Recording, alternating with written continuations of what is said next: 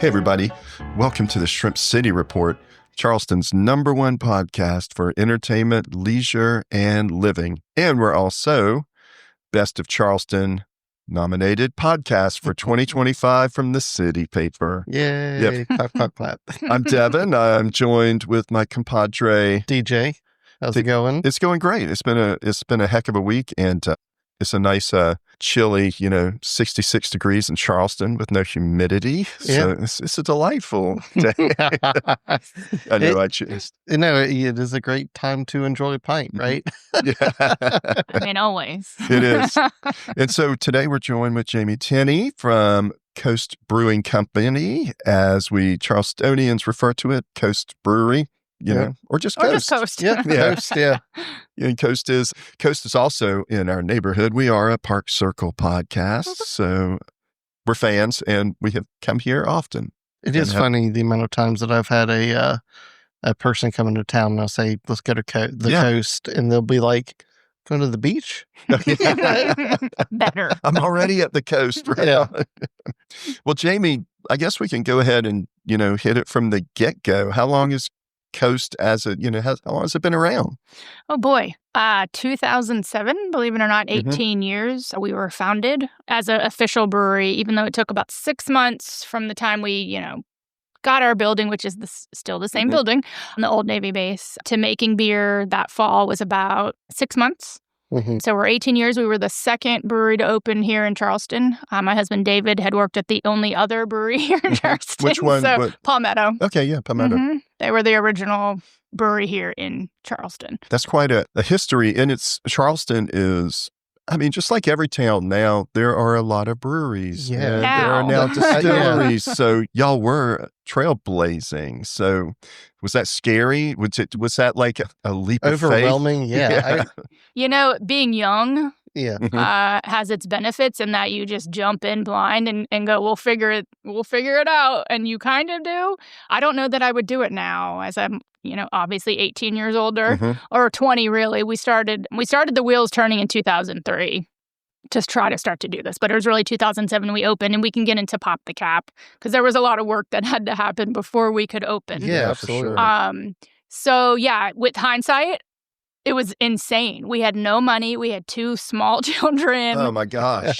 Just like if you made a pro and con list, it was con.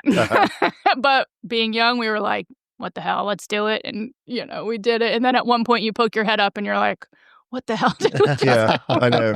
Well, that's so inspiring too for all the youngsters that listen that want to open something. Now, in my experience, I wouldn't have done that in a million years because I'm a scaredy cat for any risk averse. Yeah, I did peruse the website. Inspiration-wise, it started from just like your regular brewery kit, right? Yeah, he had gotten a homebrew kit from my dad, actually. I think he was 17 or 18, not even old enough to brew beer. He got it on Christmas Day, yeah. Christmas Day. That's what my dad was like, what the hell? Okay, sure, here you go, bud. And it turns out he really... He found his calling and went to beer school at 20, believe it or not. They've changed the rules since then. They didn't ask for ID, and he signed up, and he got there, and they were like, let's go out to the bar. And he was like, I can't. Wow. So from the get-go. Wow. Man, that young. And brewing school was out in California, right? Yeah, American Brewers Guild when it was located in Davis, California. Good thing your dad didn't get him a nuclear bomb kit. Right, could have gone any direction. Chase my dream of taking over a small country. Yeah, and then it just kind of snowballed from there, and he came back, worked at a defunct brew pub first called South End Brewery down on East Bay that became Lagunitas and all that. Yeah. That was his first proper job.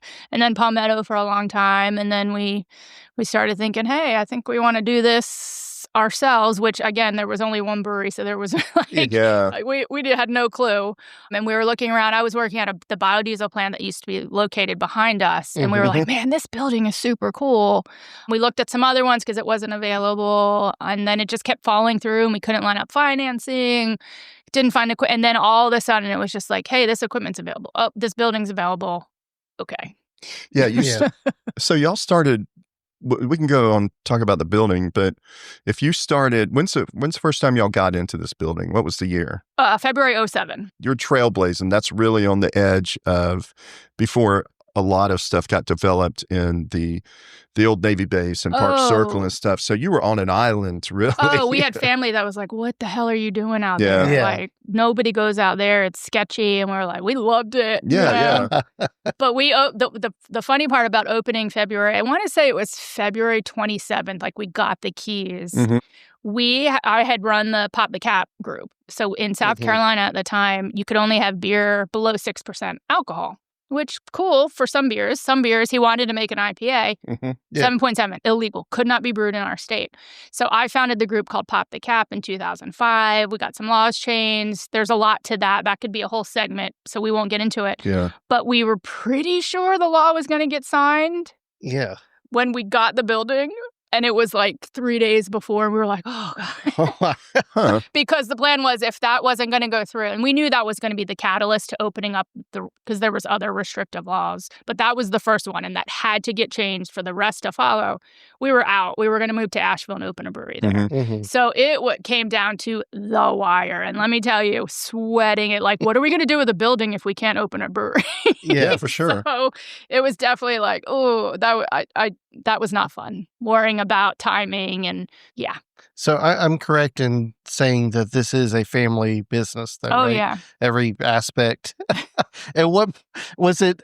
Something that just came on as necessity bringing the family in, or was it something everyone wanted to be involved in? How did that work? At the time, so Aiden, the head bartender, cocktail extraordinaire out there, he was 6 Yeah. when we started the brewery. He is not 6 anymore. He's Right. 24. So obviously, they had to be at work with us, but they weren't really working. Yeah. But they were living in these woods, shooting bow and arrow, having a time of their lives. So my kids were 6 and 10. And then I had a younger cousin at the time that also moved here from New Jersey. And he was like our assistant brewer, all-around guy. So at that point, it was David and I and my cousin. And then as the kids got older, my older kid worked in production. He doesn't anymore. And then Aiden is into cocktails, so he started running the whole bar. So yeah, at one point or the other, it's been everybody. Wow. Oh, wow, that's cool. Yeah, Yeah. I will plug the Sunday cocktail Oh, specials. Sunday Fun Day. Oh, yeah. Those are really cool. I like coming in and seeing, what you have. Yeah, just a So- riff. He comes up with it like 11:55, 5 minutes before we Yeah. open, whatever he's feeling. Yeah, we came in the other day. I don't want to make it about my daily thing, but we did come in the other day and it was like 12 noon. And my wife and I, whenever they just opened, and they're talking about the new cocktail that day. Oh, yeah. Then there It's was it's got a following now. People Yeah. just want to come to see what Sunday Fun Day is all about. Yeah, and then there was something on the bar that looked like, an orphaned drink, and we were like, well, what's that? And we were like, well, that's one that didn't work out. Oh, yeah. So- Yeah, he'll kind of riff like, oh, do I want to do this? Nope, don't feel like it. Yeah, Do I something like else that. or whatever. Yeah. that speaks to quality control, doesn't it, DJ? Yeah. And it's also kind of like the creative process, too, It is. He's very much like his dad in that way. Dad beer, son cocktail, which, by the way, I'm sitting pretty good. I get to have all the good things. Yeah. They're very about the fun. Like, it has to be good, except no substitutions. They work really hard. Work ethic is strong. It's pretty cool to see that then come around again in the next generation. It's Yeah. neat to see. Well, it's something you built well with the generations. I don't know. What is the process of, say, you have seasonal beers? I'm having the summer one today, Yep. the one that's double Summertime hopped. pale ale, yeah. Yeah. So when do you when Hands do behind you your start planning? When do you start planning for that flavor, that beer? It really depends. So you have to remember, in 18 years, we've made a lot of different beers. But only a few, like Hop Hard IPA and 3250 Kolsch, are year-round. Everything else is seasonal, sometimes once and never seen again, sometimes a couple of times a year, sometimes every summer, winter, what have you. So it really depends. So the mainstays, we try to plan, like Dead Arm, we're going to brew springtime, or Boy King, summertime. So we try to have like a yearly plan as the year starts, so we can make sure we have material, raw materials, labels, all those things planned out. A yearly calendar is great. But then sometimes David's like, I just want to brew something. And it's like the next day. Like the summertime Really? pale ale happened out of nowhere. He just felt like he got some cool hops in and he was like, I want to make this beer. And he makes it. And then I scramble to come up with a label and all of this stuff and let the sales team know, like, we've got a new beer, never brewed before. So it depends. And that has happened a couple of times a year. Like he'll just be like, I just feel like making this. And that's what he would actually prefer to do. Mhm. Yeah. Like off the cuff, riff it out. But, we're not a tiny little brewery anymore. So, and I'm the type of person. I like plans. I like to have a calendar, a schedule, all of these things. But that's really how he'd like to operate is like, I feel like brewing this today. So are you the go-to taste tester then? Like the second opinion for... Sometimes he really has his, we have production crew and they're that's kind of their job anymore. I've really been focused on the tap room. But I drink all the beers that we make. Is there any ones that any lines that were dropped that you really advocated for or anything that you kind of wish would come back? I still love the Hefeweizen and we haven't brewed it in a couple years. I don't know why, but then some other beers I'm like fine with never coming back, like the Dave Brown jalapeno ale. I'm good with that. There's like 8 people that really miss that beer, and the rest of us are like, we're fine without it. Well, it's like they can romanticize about that beer, and in 10 years those 8 people are going to still be on Facebook and say, you remember that beer? Oh, we still get asked like once or twice a year, like, are you ever bringing it back? And I'm like, probably not. Right. No, just have something spicy with your meal. I find the brewing process, or even anything you make, whether it's when we're talking to artists or musicians or, chefs and everything, and it seems that the makers have so much of themselves into it, like your son and your husband. All the way. And sometimes they're their worst critics too. 100%. Devin was talking about, are you the taste tester? You have probably the best end of the easier bargain. job for sure. Yeah. You guys make it and bring it to me and I'll let you know. But they're the ones having to like put in the literal physical labor, the hard work. Right. And David is definitely his own worst critic. Like, he'll never be sad. He'll always say, even if I'll be like, this is a flippin' fantastic beer. He'll be like, could be better. And I'm going to figure out what I can change to make, always striving to be better.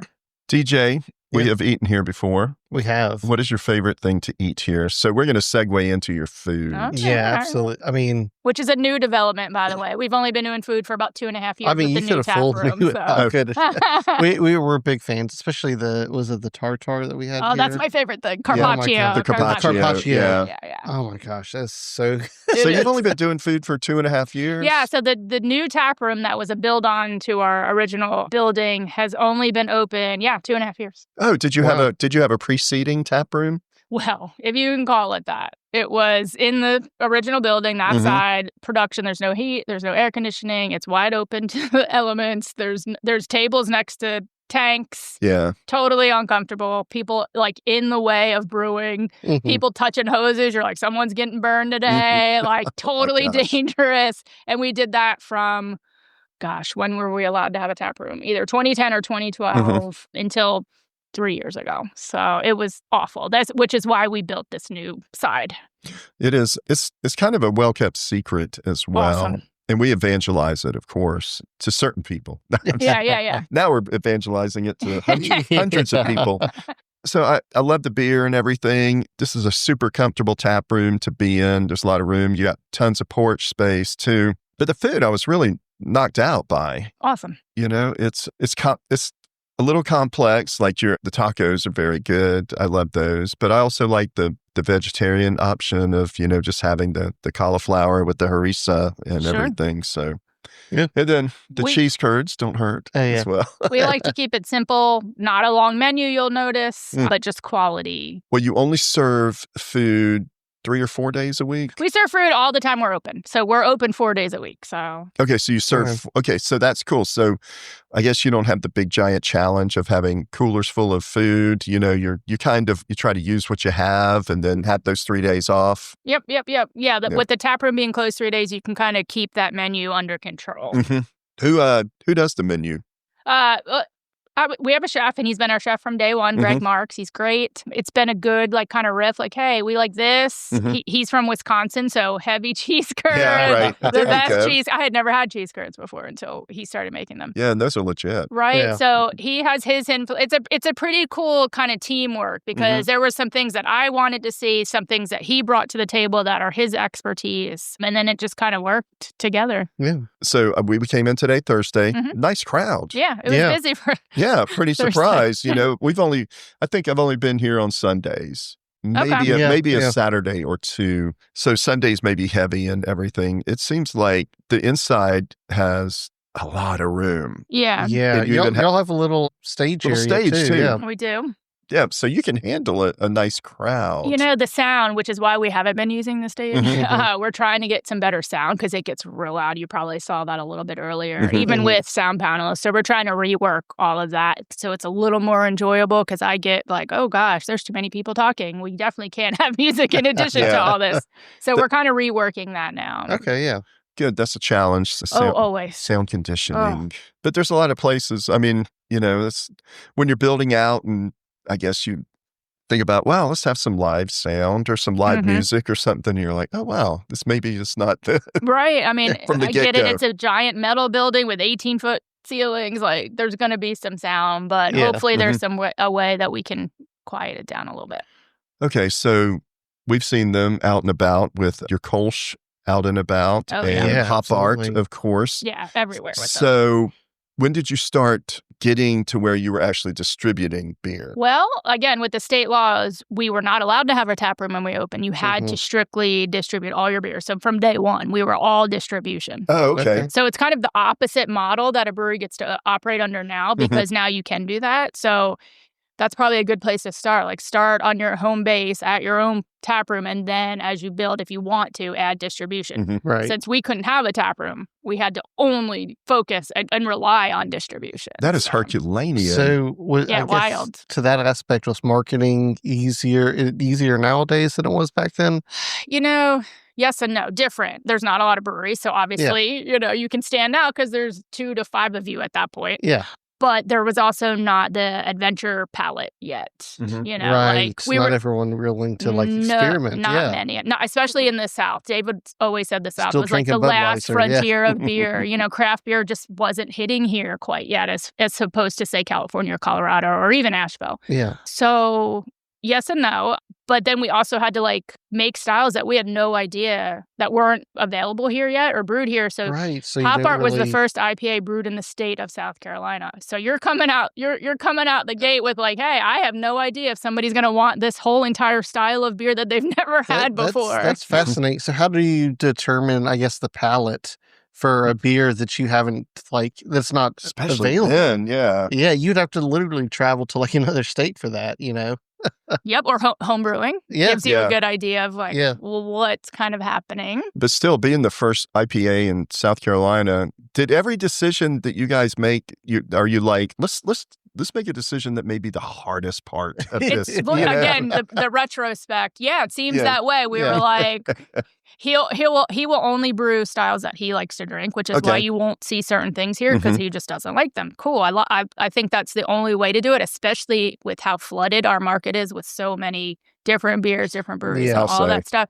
So you better, stick with what you like, which, I mean, it's still a good range of beers, but there's still, you'll just never see certain ones here, and make them really well. And so I think that, and sticking to that premise, I think has served us well. In that, even if you come to Coast and go, I don't love this style typically, cool, that's fine. You don't have to love that style, but you're going to get a quality beer. Right. Regardless of whether you like the style. And I think I'm very happy with that scenario. Yeah, I mean, being the critic I am, which I'm not a critic, but the worst I can say about your beers are they're good. And then there's some that are superlative. Oh, yeah. It's always money. I never have problem trying any of these, and I definitely recommend them. I think the foundation of Charleston beer right now is your Kolsch. Sure. Definitely. It's ubiquitous. It's a great summertime beer, and it's also a great Thanksgiving beer, in my opinion. Yeah, the reason we sell it year round, and the funny part of that beer, and this is one of the very few times I can admit I'm wrong. I'm kidding. Is that he went to Germany before we opened Coast, and came back, was like, fell in love with Kolsch style. And I'm like, what? I didn't get to go on this trip. The few Kolsch I had here were, they're on a ship for 4 months. So they're a bit stale. It was not, you couldn't get a local Kolsch at the time. So all the German Kolsch were just stale. And I was like, no, we should not. Why would I want to make a beer like this? Yeah. None of these taste fresh.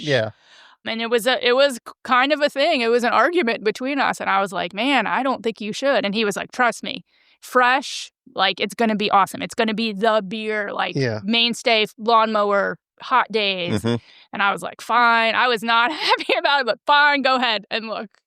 Now, I mean, speaking in South Carolina, how many times have you had to tell people what a Kolsch is or describe it? Although the last few years, it's definitely got more understood. But for the first 10, it was like, people were like, what? Yeah. Cloche? Oh, yeah. What's that? Oh, my God. I think I ordered, this is just in general, I was ordering beers called Gosés for like 8 years before somebody finally told me it was Gose. And we're all just learning, But, but I mean, that's cool. You know what? It's fantastic that we have choices now. And how do y'all get along with all the rest of the breweries in Charleston? Is the high tide raise every ship? Just like with every restaurant, they're not all good. And I think that just the market will dictate that for the most part. I do like everybody seems to have like their niche, like Munkel makes Belgium. I love that. That's their kind of, you could go there. If you want a Belgian beer, you're going to Munkel. Right. And things like that. Everybody kind of focuses on their sort of styles. But we've been so busy. Our heads have been down, like especially building this place out and running the taproom. We work 7 days a week. That probably the last 15 breweries that have opened, I'm not even aware of anymore. I don't run the Brewers Association. I've been out of that group for a long time. So I have no pulse on what's happening with craft beer. Well, so I'm like, I feel just out of the loop, honestly. Yeah. Well, let's start talking a little bit more about your portion too. You've talked about Pop the Cap. It's now called South Carolina Brewers Guild, right?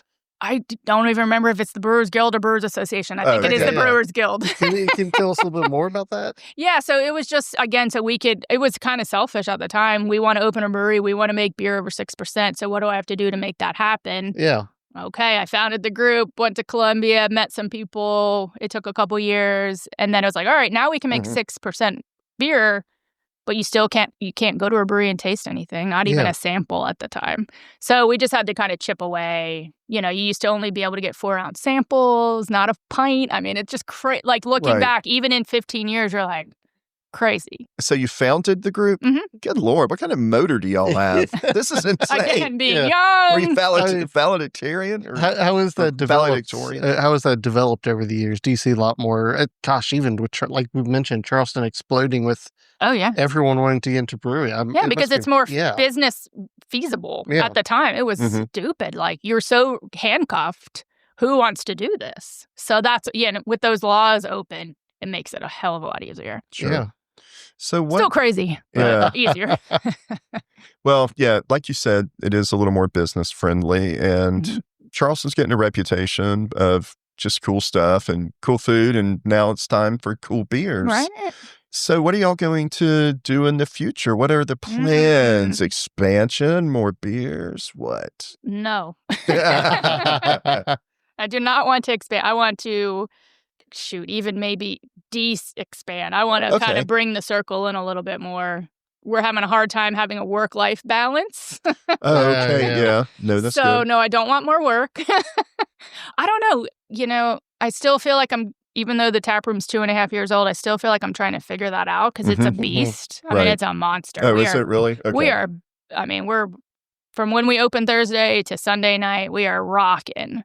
So I'm just like, all right, just get through this week and we'll figure it out. And then the next week I do the same thing. So I'm not really sure, but no, expansion plans are not on my horizon. Yeah, I don't think you're going to be able to roll this tap room back. No, without some, some pushback from the community. Right. Yeah. Yeah. Oh, one thing I wanted to ask, Coast is right beside the North Charleston Riverfront Park, and there's a ton of events there. Sure is. I was going to ask how y'all recovering after high water and all that. Yeah, how do you deal with the festivals? Do you just get hammered? High water's crazy. Yeah. Straight crazy. Because they allow re-entry and they use the bridge as like public access this year, where it's previously you couldn't walk over. So yeah, it was nonstop bananas. But luckily, for the most part, the events they hold there, like, it's good people. Just like we get really good people in this tap room 99.9% of the time. Yeah.